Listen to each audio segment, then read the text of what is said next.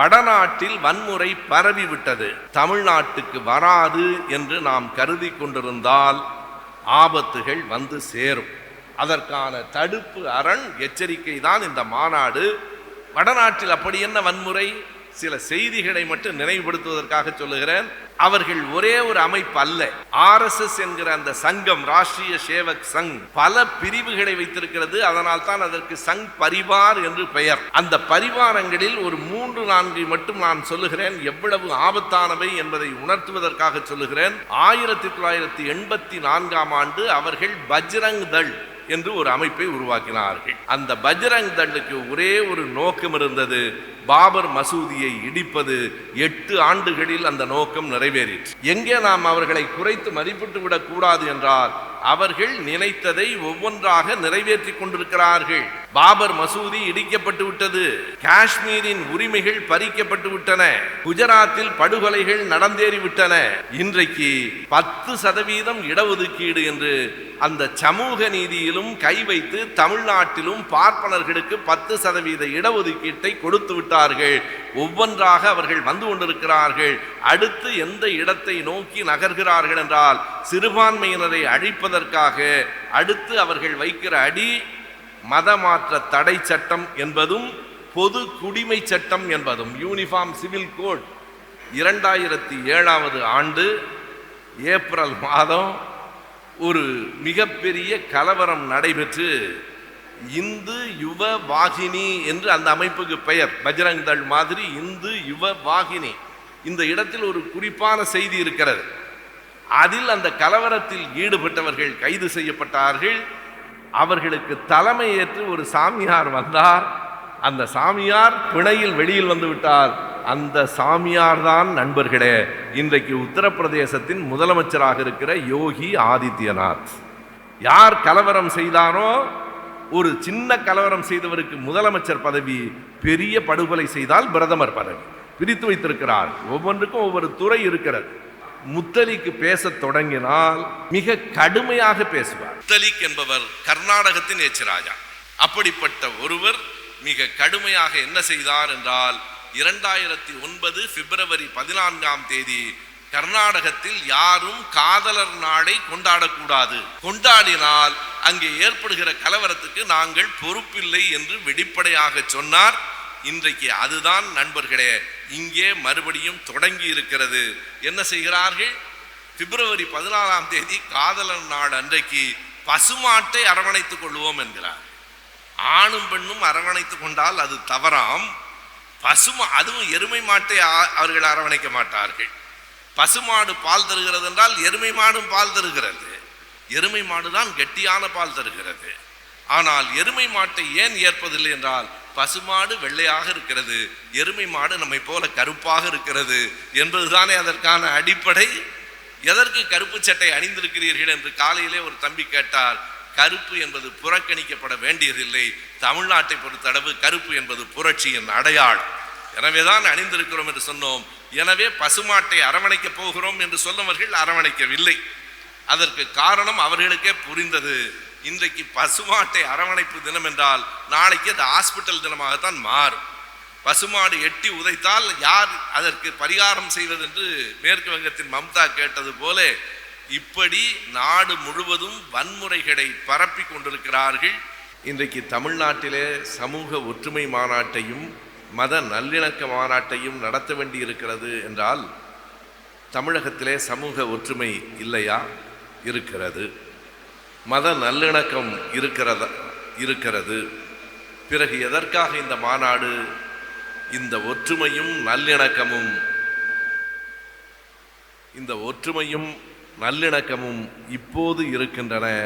இது இந்த மண்ணில் எப்போதும் இருக்க வேண்டும் என்பதற்காக மாநாடு. அதுதான் இந்த மாநாட்டினுடைய அடிப்படை நோக்கம். இந்த நல்லிணக்கம் கெடுவதற்கான வாய்ப்பு இருக்கிறதா? ஒற்றுமை கெட்டுப்போகக்கூடுமா? மத நம்பிக்கை அற்றவர்களுக்கும் மத நம்பிக்கை உடையவர்களுக்கும் இடையிலே மோதல் வருமா? ஒரு நாளும் வராது நண்பர்களே. அப்படி வரும் என்றால் மத நம்பிக்கை அற்ற நாங்கள் அழைத்து மத நம்பிக்கை உடைய பெரியவர்கள் இந்த மேடைக்கு வந்திருக்க மாட்டார்கள். என்றைக்கும் கடவுள் நம்பிக்கை இல்லாதவர்களுக்கும் மதத்தை சார்ந்தவர்களுக்கும் இடையில் மோதல் வந்ததில்லை. எண்ணி பாருங்கள், எந்த ஒரு கோயிலையும், எந்த ஒரு மசூதியையும், எந்த ஒரு தேவாலயத்தையும் கடவுள் நம்பிக்கை இல்லாத கருப்பு சட்டைக்காரர்கள் இதுவரையில் இடித்ததே இல்லை. நம்பிக்கை உடையவர்கள்தான் இன்னொரு நம்பிக்கையின் மீது தாக்குதல் தொடுத்திருக்கிறார்கள். பிறகு ஏன் இந்த சமய பெரியவர்களை அழைத்திருக்கிறோம் என்பதற்கு பால பிரஜாபதி அடிகளார் தன் உரையிலே சொன்னார், நாங்கள் சமயவாதிகள் தான், ஆனால் சந்தர்ப்பவாதிகள் இல்லை என்று குறிப்பிட்டார். அதை போலவே மௌல்வி மன்சூர் அவர்கள் பேசுகிற போது மிகச் சரியாக ஒன்றை சொன்னார். இங்கே நாங்கள் வடமாநிலத்தில் இருப்பது போல கிறிஸ்தவர்கள், இஸ்லாமியர்கள் வெறும் சிறுபான்மையினர் அல்ல. இந்துக்களோடு நாங்கள் தான் போராட வேண்டும் என்பதல்ல. இங்கே என்றைக்கும் ஜனநாயகத்திற்கும் மத சார்பின்மைக்கும் திராவிட இயக்கம் துணையாக இருக்கும் என்று குறிப்பிட்டார். இவைதான் இன்றைய சூழல்.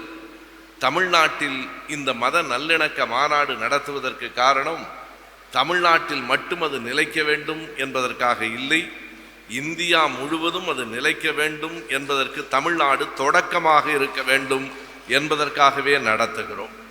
வெறும் மாநாடு நடத்தி முடித்துவிட்டால் எல்லாம் சரியாகிவிடும் என்று நாங்கள் கருதவில்லை. ஆனால் மாநாடு கூட நடத்தவில்லை என்றால் எதுவும் சரியாகாது என்பதை உணர்ந்திருக்கிறோம். ஆகவே என்ன நம்மால் முடியுமோ அதை செய்வோம். எங்கள் இயக்கத்தை பொறுத்தளவு நாங்கள் திரும்ப திரும்ப 2 வரிகளை சொல்லுவது உண்டு. இயன்றதை செய்வோம், இடைவிடாமல் செய்வோம். இயன்றதை செய்வோம் என்பது மட்டுமல்ல, இடைவிடாமல் செய்வோம். இப்போதுதான் கோவையில் ஒரு மாநாடு நடத்தி முடித்தோம். இப்போது தூத்துக்குடியில் மாநாடு, அடுத்து வேலூரில் மாநாடு, தொடர்ந்து செயல்படுவது என்பது நம் திட்டம். இப்போது ஒரே ஒரு செய்தியை மட்டும்தான் உங்கள் முன்னால் நான் வைக்க வேண்டும் என்று விரும்புகிறேன். இந்த மோதல்கள் எப்படி தொடங்கின? காலகாலமாக வேறுபட்ட மத நம்பிக்கை உடையவர்களுக்கு இடையில் இந்தியாவில் மோதல் நடந்ததில்லை. இன்றைக்கு இந்த மோதல்கள் எப்போது தொடங்கின, சமூக ஒற்றுமை குலையத் தொடங்கியது எப்போது என்பதும், இன்றைக்கு அது என்ன வடிவத்தை எடுத்துக்கொண்டிருக்கிறது என்பதும் மட்டும்தான் உங்கள் முன்னால் நான் சொல்ல வேண்டிய செய்தி. சரியாக சொன்னால் 140 ஆண்டுகளுக்கு முன்னால் இந்த மத மோதல்களுக்கான விதை போடப்பட்டது. அந்த விதையை தூவியவரின் பெயர் பால கங்காதர திலகர். நான் இப்படி சொல்லுவது யார் ஒருவரையும் குறைத்து சொல்ல வேண்டும் என்பதற்காக இல்லை, வரலாற்றின் அடிப்படையில் நான் சொல்லுகிறேன். 1871 1877 வரையில் 6 ஆண்டுகள் திலகர் மராத்தா என்று ஒரு பத்திரிகையை நடத்தினார். நான் சொல்லுகிற செய்தியை இணையதளங்களில் நீங்கள் சரிபார்த்து கொள்ளலாம். அந்த மராத்தா ஏட்டில்தான் முதலாக சமூக ஒற்றுமைக்கும் மத நல்லிணக்கத்திற்கும் எதிரான கருத்துகள் பதியப்பட்டன. பால கங்காதர திலகரை பற்றி நீங்கள் கேள்விப்பட்ட செய்திகள் வேறு மாதிரியானவை. அவர் இந்திய விடுதலைக்காக போராடியவர், உண்மைதான்.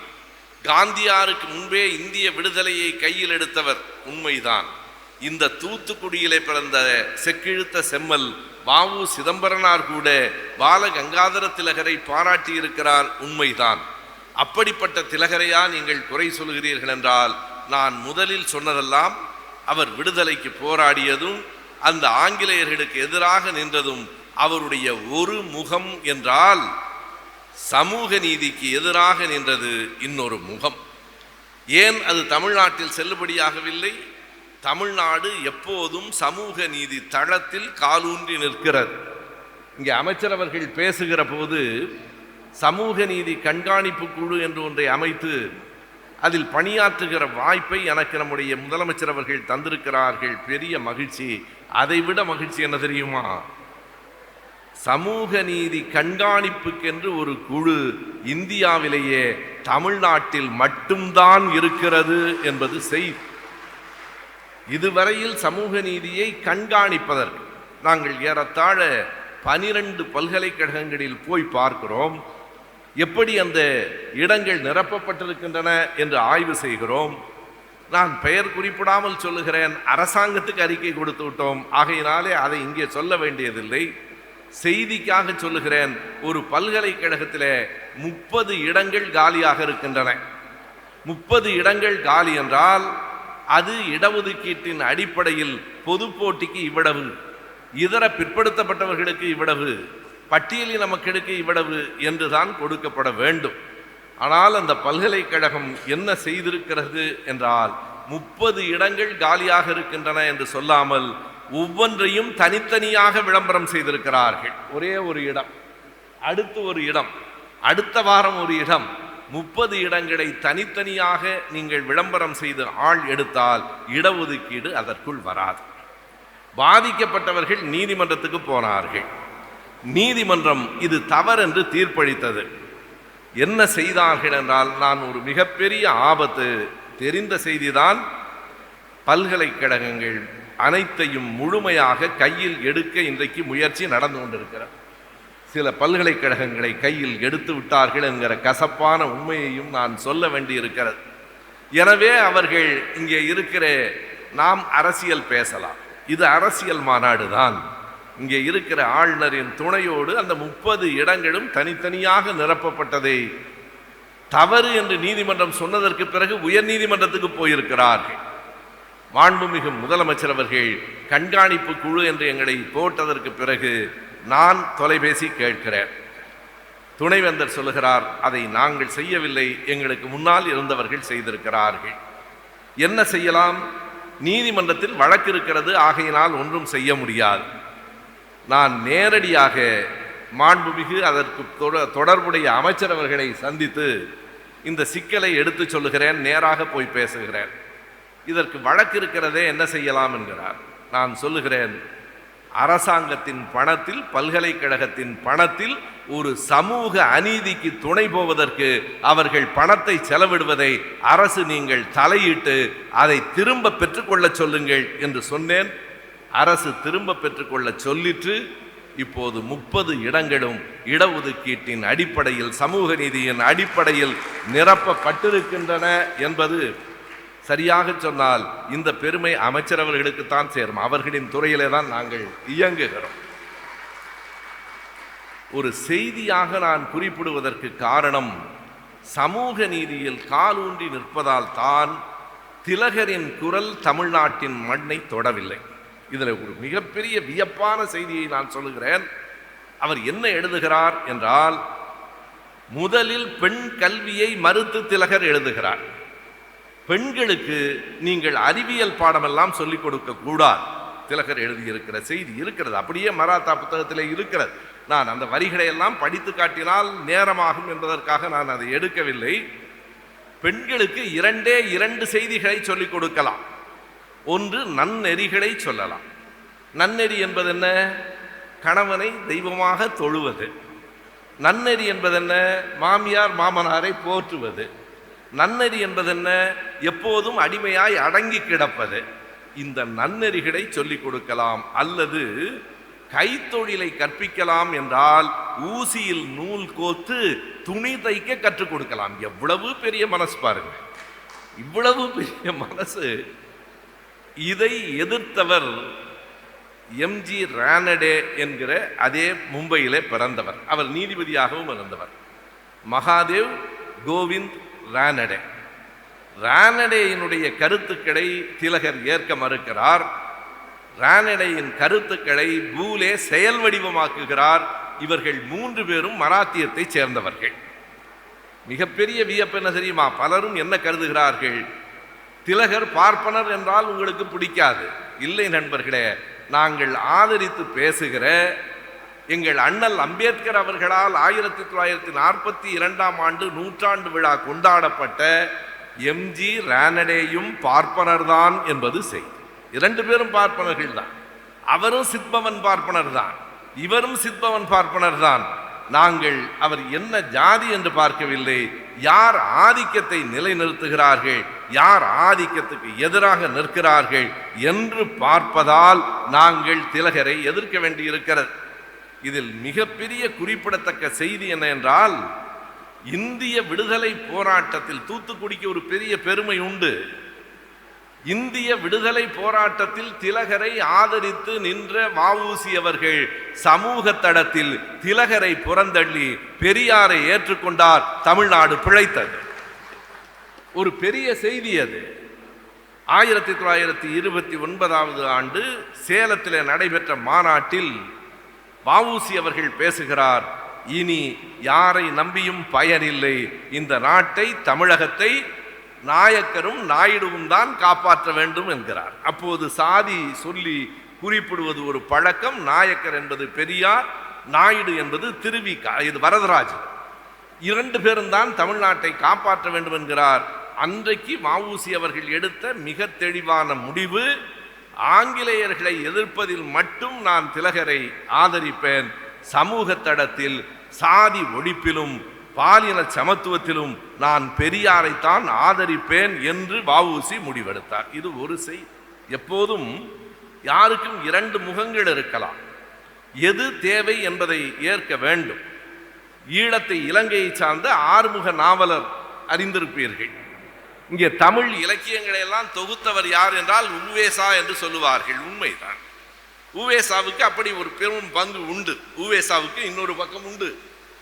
உவேசாவுக்கு முன்னால் அதனை தொகுத்தவர் சி.வை. தாமோதரம் பிள்ளை, ஈழத்தை சார்ந்தவர். சி.வை. தாமோதரம் பிள்ளைக்கு முன்னால் எல்லாவற்றையும் தொகுத்தவர் ஆறுமுக நாவலர். அவருக்குத்தான் பெரும் பங்கு. திருவிக்கா சொல்லுவார், பதிப்பு துறையில் ஆறுமுக நாவலர் அடித்தளமிட்டார், சி.வை. தாமோதரம் பிள்ளை சுவர் எழுப்பினார், உவேசா கூரை வேய்ந்தார் என்று எழுதுவார். இதுதான் வரலாறு. நாம் என்ன செய்தோம் என்றால், அடித்தடம் போட்டவர் சுவர் எழுப்பியவர் எல்லாம் விட்டுட்டு கூரையை மட்டும் வைத்துக் கொண்டோம். அதற்கு வேறு காரணம். எதற்கு சொல்ல வருகிறேன் என்றால், தமிழுக்கு இவ்வளவு தொண்டு செய்த ஆறுமுக நாவலர், நீங்கள் தெருவில் போகிற போது பட்டியலின மக்களை பார்த்தால் வீட்டுக்கு வந்தவுடன் ஆடைகளை கூட மாற்றாமல் அப்படியே குளிக்க வேண்டும் என்று பிற்போக்கு கருத்தையும் சொல்லி இருக்கிறார். எனவே திலகருக்கு 2 முகம் இருந்தது. அதில் எது சரியான முகமோ அதை மட்டும் வ.உ.சி. எடுத்து தமிழ்நாட்டில் முன்மொழிந்தார்.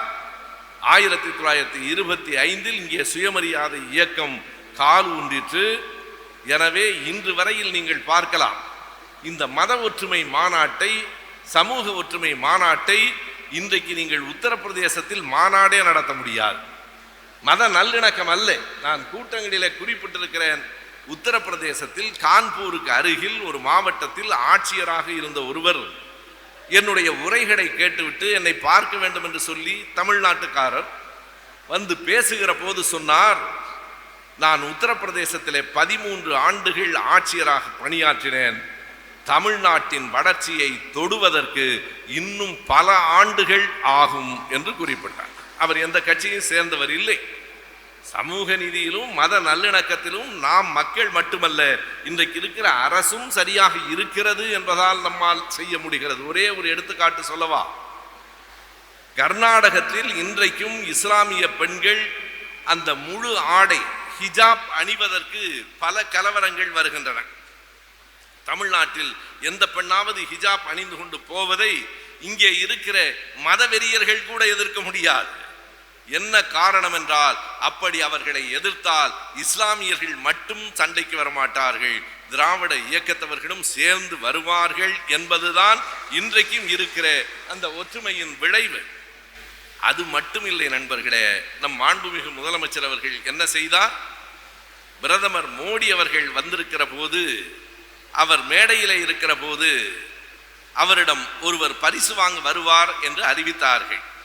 பரிசு வாங்க ஒரு பெண் வந்தார், இஸ்லாமிய பெண் வந்தார், உடம்பை மறைத்த முழு ஆடை ஹிஜாப் உடையோடு வந்தார். மோடியிடம் பரிசு வாங்கினார். மோடியால் எதுவும் செய்ய முடியவில்லை என்பதுதான் வரலாறு. ஹிஜாப் அணியலாம் என்பது செய்தி அல்ல. ஹிஜாப் அணிந்த பெண்ணை மேடைக்கு அழைத்து மோடியிடம் பரிசு வாங்க வைத்தாரே, அதுதான் திராவிட மாடல் என்று தெரியாதவர்களுக்கு எடுத்து சொல்லுங்கள். ஆனால் இன்றைக்கு நிலைமை என்னவாகி கொண்டிருக்கிறது என்பதை மட்டும் நான் சொல்ல விரும்புகிறேன். அவர்கள் சித்தாந்த போரை வன்முறை போராக மாற்றி கொண்டிருக்கிறார்கள். வடநாட்டில் வன்முறை பரவிவிட்டது. தமிழ்நாட்டுக்கு வராது என்று நாம் கருதி கொண்டிருந்தால் ஆபத்துகள் வந்து சேரும். அதற்கான தடுப்பு அரண் எச்சரிக்கை தான் இந்த மாநாடு. வடநாட்டில் அப்படி என்ன வன்முறை? சில செய்திகளை மட்டும் நினைவுபடுத்துவதற்காக சொல்லுகிறேன். அவர்கள் ஒரே ஒரு அமைப்பு அல்ல. RSS என்கிற அந்த சங்கம், ராஷ்டிரிய சேவக் சங், பல பிரிவுகளை வைத்திருக்கிறது. அதனால் தான் அதற்கு சங் பரிவார் என்று பெயர். அந்த பரிவாரங்களில் ஒரு 3-4 மட்டும் நான் சொல்லுகிறேன், எவ்வளவு ஆபத்தானவை என்பதை உணர்த்துவதற்காக சொல்லுகிறேன். 1984ஆம் ஆண்டு அவர்கள் பஜ்ரங் தள் என்று ஒரு அமைப்பை உருவாக்கினார்கள். அந்த பஜ்ரங் தள்ளுக்கு ஒரே ஒரு நோக்கம் இருந்தது, பாபர் மசூதியை இடிப்பது. 8 ஆண்டுகளில் அந்த நோக்கம் நிறைவேறிற்று. எங்கே நாம் அவர்களை குறைத்து மதிப்பிட்டு விடக்கூடாது என்றால், அவர்கள் நினைத்ததை ஒவ்வொன்றாக நிறைவேற்றி கொண்டிருக்கிறார்கள். பாபர் மசூதி இடிக்கப்பட்டு விட்டது, காஷ்மீரின் உரிமைகள் பறிக்கப்பட்டு விட்டன, குஜராத்தில் படுகொலைகள் நடந்தேறிவிட்டன. இன்றைக்கு 10% இடஒதுக்கீடு என்று அந்த சமூக நீதியிலும் கை வைத்து தமிழ்நாட்டிலும் பார்ப்பனர்களுக்கு 10% இடஒதுக்கீட்டை கொடுத்து விட்டார்கள். ஒவ்வொன்றாக அவர்கள் வந்து கொண்டிருக்கிறார்கள். அடுத்து எந்த இடத்தை நோக்கி நகர்கிறார்கள் என்றால், சிறுபான்மையினரை அழிப்பதற்காக அடுத்து அவர்கள் வைக்கிற அடி மதமாற்ற தடை சட்டம் என்பதும் பொது குடிமை சட்டம் என்பதும், யூனிஃபார்ம் சிவில் கோட். இதனை நம்மை விட நாடாளுமன்ற உறுப்பினராக இருக்கிற கனிமொழி அவர்கள் நன்கு அறிவார்கள். அதனால் தான் இந்த ஆபத்துகளை தடுத்து நிறுத்த வேண்டும், உடனடியாக அதற்கு குரல் கொடுக்க வேண்டும். நாம் ஒரு பெரிய அமைப்பல்ல. நாம் குரல் கொடுத்தால் இந்தியா முழுவதும் புரட்சியெல்லாம் வந்து விடாது, தமிழ்நாட்டிலேயே வந்து விடாது. ஆனால் திமுக கழகத்தை நாம் சார்ந்திருக்கிறோம். திமுக கழகம் முன்னெடுத்தால் ஒரு பெரிய மாற்றத்தை, ஆபத்தை தடுத்து விட முடியும். நண்பர்களே, அதனால் தான் இந்த மாநாட்டை நடத்த வேண்டி இருக்கிறது என்கிற காரணத்தால் தான் உண்மையாக கனிமொழி அவர்களை நாங்கள் அழைக்க வேண்டும் என்றால் பகுத்தறிவாளர் மாநாட்டுக்குத்தான் அழைத்திருக்க வேண்டும். வேறு வழி இல்லை. மத நல்லிணக்க மாநாட்டுக்கு அழைக்கிற கட்டம் வந்திருக்கிறது. மதத்தை நீ ஏற்றுக்கொள்ளுகிறாயா? நாங்கள் ஏற்றுக்கொள்ளவில்லை என்று சமயவாதிகளான பெரியவர்களுக்கும் தெரியும். அவர்கள் ஏற்றுக்கொண்டிருக்கிறார்கள் என்று எங்களுக்கும் தெரியும். அவரவர் நம்பிக்கை அவரவருக்கு. அடுத்தவன் மீது தலையிடுகிற, அடுத்தவன் நம்பிக்கையை சிதைக்கிற ஒன்றுக்கு தமிழ்நாட்டில் இடமில்லை என்று சொல்லுவது மட்டும்தான் நம்முடைய நோக்கம். நண்பர்களே, வெறும் பஜ்ரங் தள்ளோடு நின்று போய்விடவில்லை. சில நிகழ்ச்சிகளை நான் நினைவுபடுத்துகிறேன். படித்திருப்போம், நாளேடுகளில் பார்த்திருப்போம், புத்தகங்களில் இடம்பெற்றிருக்கும். ஆனால் கால ஓட்டத்தில் மறந்து போயிருப்போம். நினைவுபடுத்துவது எங்களை போன்றவர்களுக்கான வேலை. 2007ஆவது ஆண்டு ஏப்ரல் மாதம் ஒரு மிகப்பெரிய கலவரம் நடைபெற்று, இந்து யுவ வாகினி என்று அந்த அமைப்புக்கு பெயர். பஜ்ரங் தள் மாதிரி இந்து யுவ வாகினி. இந்த இடத்தில் ஒரு குறிப்பான செய்தி இருக்கிறது. அதில் அந்த கலவரத்தில் ஈடுபட்டவர்கள் கைது செய்யப்பட்டார்கள். அவர்களுக்கு தலைமை ஏற்று ஒரு சாமியார் வந்தார். அந்த சாமியார் பிணையில் வெளியில் வந்து விட்டார். அந்த சாமியார் தான் நண்பர்களே இன்றைக்கு உத்தரப்பிரதேசத்தின் முதலமைச்சராக இருக்கிற யோகி ஆதித்யநாத். யார் கலவரம் செய்தானோ, ஒரு சின்ன கலவரம் செய்தவருக்கு முதலமைச்சர் பதவி, பெரிய படுகொலை செய்தால் பிரதமர் பதவி பிரித்து வைத்திருக்கிறார். ஒவ்வொன்றுக்கும் ஒவ்வொரு துறை இருக்கிறது. பெரிய படுகொலை செய்தவருக்கு பிரதமர் பதவி கொடுத்தார்கள். பிறகு நீங்கள் இன்னும் 2 செய்திகளை நான் சொல்ல விரும்புகிறேன். குறிப்பாக வந்திருக்கிற செய்திகளை கவனத்தில் கொள்ள வேண்டும். 2008 ஜனவரியில் தானே என்கிற இடத்தில், பம்பாயினுடைய ஒரு பகுதி தானே என்கிற இடத்தில் குண்டு வெடித்தது. பிறகு கண்டுபிடித்தார்கள், அதை செய்தது சனாதன சன்ஸ்தா என்கிற அவர்களின் ஒரு அமைப்பு. அந்த அமைப்புக்கு என்ன முக்கியத்துவம்? இப்போது ஒரு கண்டுபிடிப்பு வெளியாகி இருக்கிறது. நீங்கள் மறந்திருக்க மாட்டீர்கள். தபோல்கரை, கோபால் பன்சாரையை, கல்புர்கியை, கௌரி லங்கேஷை நாம் மறந்திருக்க முடியாது நண்பர்களே. அவர்களுக்கு மட்டும்தான் துப்பாக்கி என்று கருதாதீர்கள், நமக்கும் துப்பாக்கிகள் காத்திருக்கின்றன. தெரிந்துதான் பொதுவெளிக்கு வருகிறோம். இப்போது வெளி வந்திருக்கிற செய்தி, பன்சாரே கல்புர்கி 2 பேரையும் சுட்டது ஒரே துப்பாக்கி, அதிலிருந்து வெளிப்பட்டது ஒரே மாதிரியான தோட்டாக்கள். அதனை செய்து முடித்தவர்கள் சனாதன சன்ஸ்தா என்கிற அமைப்பு. இது ஒரு செய்தி. பிறகு இன்னொரு மிக முக்கியமான செய்தியை சொல்ல வேண்டும். 2008 செப்டம்பர் 29 மாலேகான் குண்டுவெடிப்பு யாரும் மறந்திருக்க முடியாது. அந்த மாலேகான் குண்டுவெடிப்பை தேடுகிற போது என்ன கிடைத்தது தெரியுமா? அப்போது காங்கிரஸ் கட்சியினுடைய ஆட்சி இருந்தது. நான் கனிமொழி அவர்களிடத்தில் பேசிக் கொண்டிருக்கிற போது கூட சொன்னேன், 2 பேருக்கு அந்த ஒரே கருத்து தான். காங்கிரஸ் 100க்கு 100 சரியானது என்று நாம் சொல்லவில்லை. ஆனால் நான் வெளிப்படையாக சொல்கிறேன், கூட்டணி கட்சி கோவித்துக் கொள்ள மாட்டார்கள். நம் கருத்து அதுதான். ஈரோடு கிழக்கையும் இது பாதிக்காது. உண்மையை நான் சொல்லுகிறேன். ஆனால் இன்றைக்கு இவர்கள் மோசத்திலிருந்து படுமோசம் என்று வந்ததற்கு பிறகு இனி மீண்டும் காங்கிரஸ் கட்சியை முன்னிறுத்த வேண்டிய கட்டாயம் நம்முடைய தலைவர் தான். ராகுல் காந்தி அடுத்த பிரதமர் என்று இந்தியாவிலேயே அறிவித்தவர் முதலாக நம்முடைய தலைவர் தான். அதை நோக்கி நகர்கிறோம். ஆனால் என்ன நடந்ததென்றால், மாலேகான் குண்டுவெடிப்பில் தேடுகிற போது ஒரு பெரிய செய்தி கிடைத்தது. ஒரு இராணுவ பள்ளியை ரகசியமாக அவர்கள் நடத்தி கொண்டிருக்கிறார்கள் என்கிற செய்தி. இன்று வரையில் அது தடை செய்யப்படவில்லை. இறுதியாக ஒன்றை சொல்லிவிடுகிறேன். 2009 ஜனவரியில் கர்நாடகத்தில் நடந்த ஒரு மிகப்பெரிய கலவரம். அது எதற்காக என்றால், டிசம்பர் இறுதி ஜனவரி 1 அந்த நியூ இயர் புத்தாண்டு கொண்டாட்டத்தில் ஈடுபட்டிருந்த நடனமாடிக்கொண்டிருந்த இளைஞர்களை உள்ளே போய் அடித்து நொறுக்கினார்கள். அங்கே ஒரு பிஜேபியை சார்ந்த ஒருவர் இருக்கிறார். அவருடைய பெயர் முத்தலிக் என்பது. இந்த பெயர்களெல்லாம் சொல்வதற்கு காரணம், நாம் ஒன்றும் பொய்யாக சொல்லவில்லை என்பதற்காக. முத்தலிக்கு பேசத் தொடங்கினால் மிக கடுமையாக பேசுவார். இன்றைக்கு அம்பேத்கரை இவர்கள் தூக்கி பிடித்து கொண்டிருக்கிறார்கள். முத்தலிக்கினுடைய பேச்சை எடுத்து பாருங்கள். அம்பேத்கரை, காந்தியாரை, நேருவை எவ்வளவு இழிவாக பேசியிருக்கிறார் என்று புரியும். முத்தலிக் பேசினால் அங்கே தொலைக்காட்சியிலே பார்க்கிறவர்களின் எண்ணிக்கை கூடும். எப்போதும் நாகரிகமாக பேசுகிறவனை விட இப்படி பேசினால்தான் மக்கள் கேட்பது என்கிற ஒரு நிலை வந்திருக்கிறது. இன்றைக்கு காலையிலே அமைச்சர் அவர்களும் கனிமொழி அவர்களும் நானும் கல்லூரி மாணவர்களை, இளைஞர்களை சந்தித்து பேசிக் கொண்டிருந்தோம். அப்போது ஒரு இளைஞர் சொன்னார், இது ஏற்கனவே எனக்கு வேறு இடங்களிலும் சொல்லப்பட்ட செய்திதான், நாங்கள் பெரியாரை அறிந்து கொண்டோம். எப்படி என்று சொன்னார். சுபவி பேசியோ, கனிமொழி பேசியோ, அருண்மொழி பேசியோ தெரிந்து கொள்ளவில்லை. ஹெச் ராஜா பேச்சு எங்களை பெரியார் பக்கம் தள்ளிற்று என்று இன்றைக்கு காலையிலே ஒருவர் சொன்னார். அவரை இந்த இடத்திலே குறிப்பிடுவதற்கு காரணம், முத்தலிக் என்பவர் கர்நாடகத்தின் ஹெச் ராஜா. அப்படிப்பட்ட ஒருவர் மிக கடுமையாக என்ன செய்தார் என்றால், 2009 பிப்ரவரி 14 கர்நாடகத்தில் யாரும் காதலர் நாளை கொண்டாடக்கூடாது, கொண்டாடினால் அங்கே ஏற்படுகிற கலவரத்துக்கு நாங்கள் பொறுப்பில்லை என்று வெளிப்படையாக சொன்னார். இன்றைக்கு அதுதான் நண்பர்களே இங்கே மறுபடியும் தொடங்கி இருக்கிறது.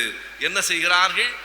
பிப்ரவரி 14 காதலர் நாள் அன்றைக்கு பசுமாட்டை அரவணைத்துக் கொள்வோம் என்கிறார். ஆணும் பெண்ணும் அரவணைத்துக் கொண்டால் அது தவறாம். அதுவும் எருமை மாட்டை அவர்கள் அரவணைக்க மாட்டார்கள். பசுமாடு பால் தருகிறது என்றால் எருமை மாடும் பால் தருகிறது. எருமை மாடுதான் கெட்டியான பால் தருகிறது. ஆனால் எருமை மாட்டை ஏன் ஏற்பதில்லை என்றால், பசுமாடு வெள்ளையாக இருக்கிறது, எருமை மாடு நம்மை போல கருப்பாக இருக்கிறது என்பதுதானே அதற்கான அடிப்படை. எதற்கு கருப்பு சட்டை அணிந்திருக்கிறீர்கள் என்று காலையிலே ஒரு தம்பி கேட்டார். கருப்பு என்பது புறக்கணிக்கப்பட வேண்டியதில்லை. தமிழ்நாட்டை பொறுத்தளவு கருப்பு என்பது புரட்சியின் அடையாளம். எனவேதான் அணிந்திருக்கிறோம் என்று சொன்னோம். எனவே பசுமாட்டை அரவணைக்கப் போகிறோம் என்று சொன்னவர்கள் அரவணைக்கவில்லை. அதற்கு காரணம் அவர்களுக்கே புரிந்தது. இன்றைக்கு பசுமாட்டை அரவணைப்பு தினம் என்றால் நாளைக்கு அது ஹாஸ்பிட்டல் தினமாகத்தான் மாறும். பசுமாடு எட்டி உதைத்தால் யார் அதற்கு பரிகாரம் செய்வது என்று மேற்கு வங்கத்தின் மம்தா கேட்டது போல இப்படி நாடு முழுவதும் வன்முறைகளை பரப்பி கொண்டிருக்கிறார்கள். இஸ்லாமியர்களுக்கு எதிராக, கிறிஸ்தவர்களுக்கு எதிராகத்தானே செயல்படுகிறார்கள். உங்களுக்கு என்ன என்று கேட்டால் எங்களுக்கு தெரியும். இன்று அவர்கள், நாளை நாம். எல்லோரையும் சேர்த்துத்தான் பார்ப்பனர்களை தவிர மற்ற அத்தனை பேரும் இந்த நாட்டில் அடங்கி இருக்க வேண்டும் அல்லது நாட்டை விட்டு வெளியேற வேண்டும் என்கிற கருத்தை அவர்கள் விதைக்கிறார்கள். நாம் சகோதரர்கள், என்றென்றும் சகோதரர்கள். உங்கள் நம்பிக்கை வேறு, அவர்கள் நம்பிக்கை வேறு, எங்களின் நம்பிக்கையின்மை வேறு. ஆனால் எந்த நம்பிக்கையின்மையும் மனிதநேயத்துக்கும் அன்புக்கும் உறவுக்கும் குறுக்கே நிற்க முடியாது. நம் கைகள் என்றென்றும் இணைந்தே இருக்கும். என்பதை அறிவிப்பதற்காகவே இந்த மாநாடு. நன்றி, வணக்கம்.